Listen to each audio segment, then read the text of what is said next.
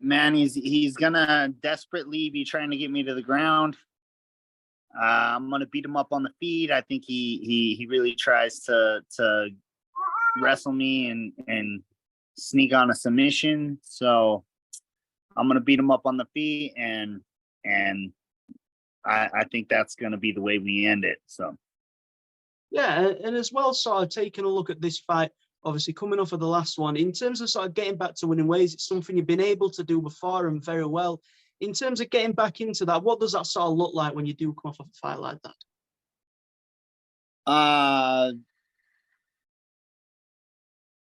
Man, I've switched up my camp. I'm training smarter and harder than I have in a long time. I'm putting my faith in my coaches, and I'm working my ass off. So we're getting ready to go and win and keep winning.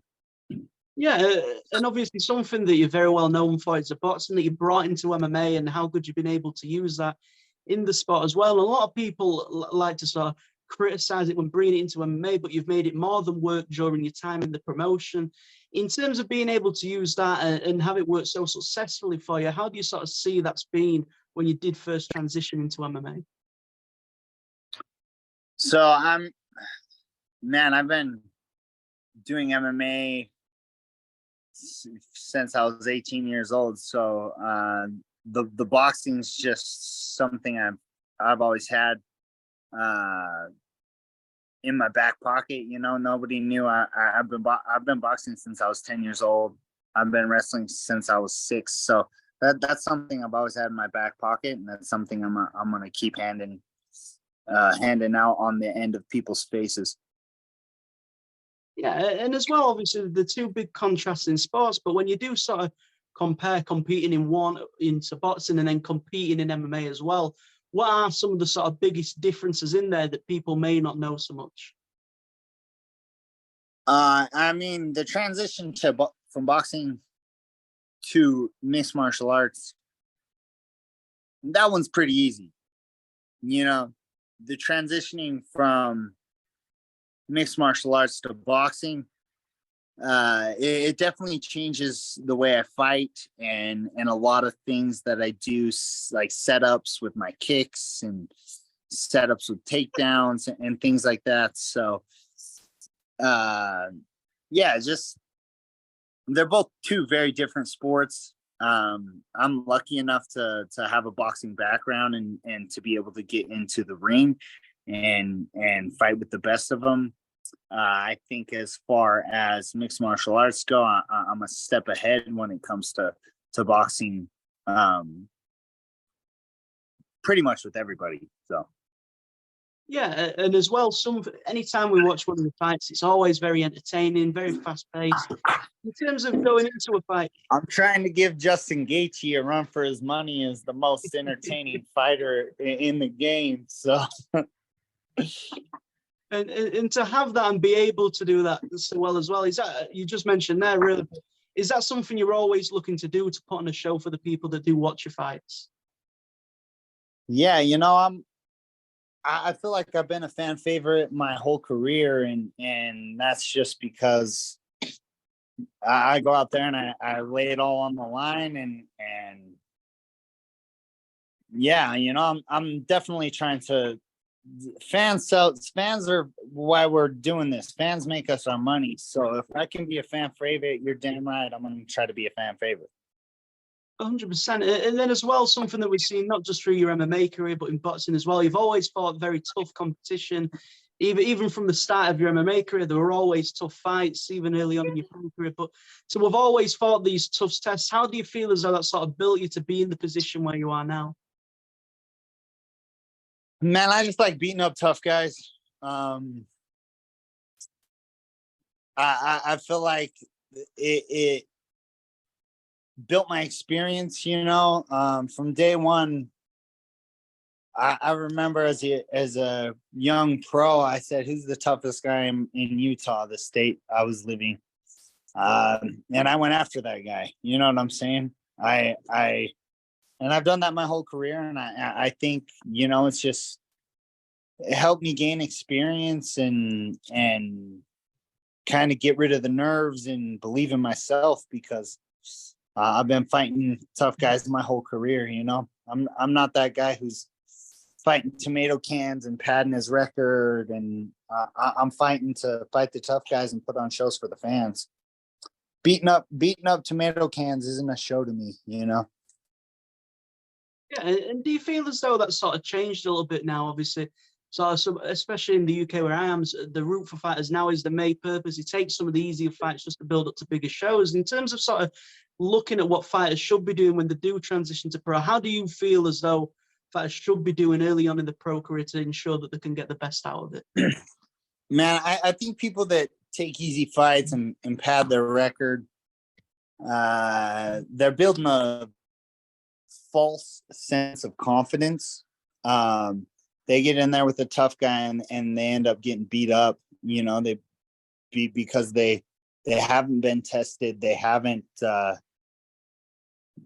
been tested.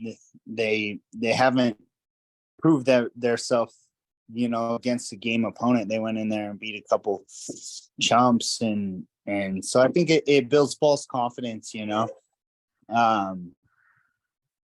Yeah, if you want to be a fighter, man, you want to be one of the best fighters in the world, right? So why are you fighting the crappy guys? You know, just doesn't make sense to me. Yeah, and also obviously journey in PFL so far, it's been a good one that I've mentioned before. The fans are something it's really enjoyed during, but to look at the names that you've beaten and also what you're still able to go and do as well during your time with the PFL, what's that sort of like to reflect back on a little bit of what you've accomplished? Man,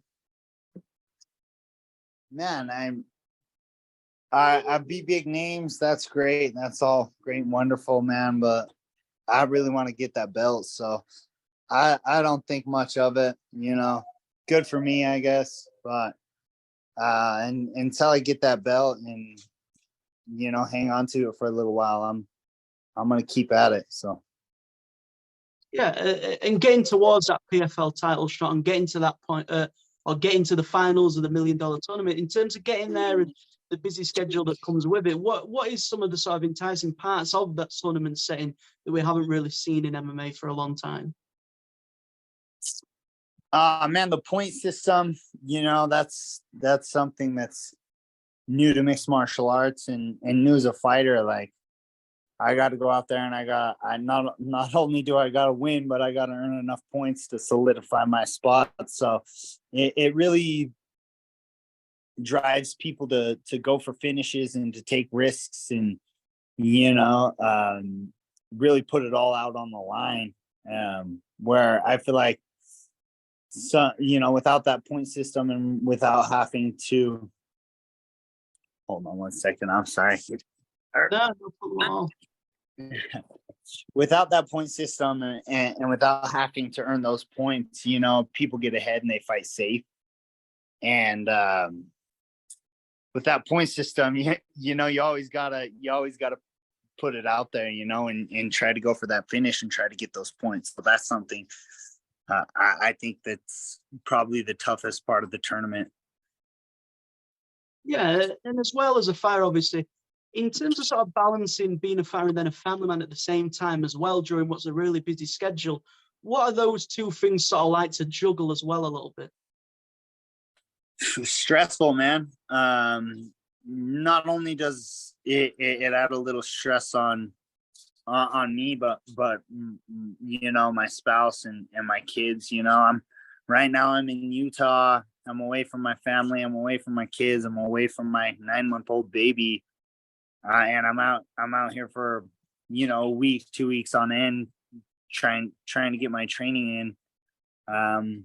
And then I go back to Idaho and I spend as much time as I can with them. So it's been stressful, but you definitely got to find the balance and, you know, think about what you're doing it for and why you're doing this. And it is for my family, you know? So, yeah, it's not an easy life us fighters live. That's a fact.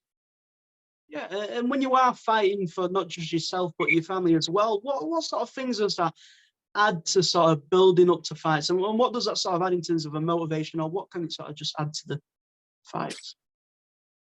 Yeah,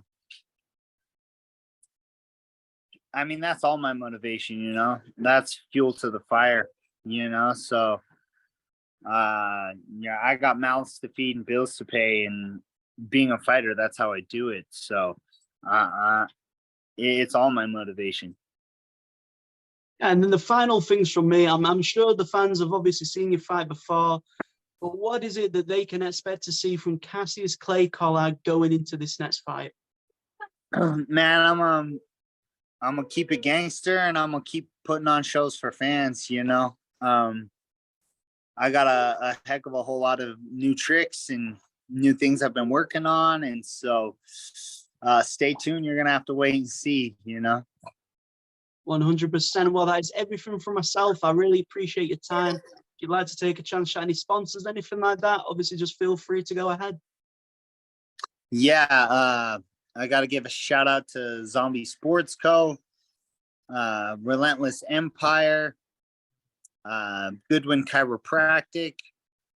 I got to give a shout out to my main man Claire, and my family. Without them, I wouldn't have made it this far. So shout out to all my family and friends that have stuck by me and have helped me along the way. There you go. That is everything from myself. I really appreciate your time today. Obviously, you won't want to miss the next fight coming up. It's always a great one, but thank you very much for your time, buddy. Bye-bye. Yeah, for sure.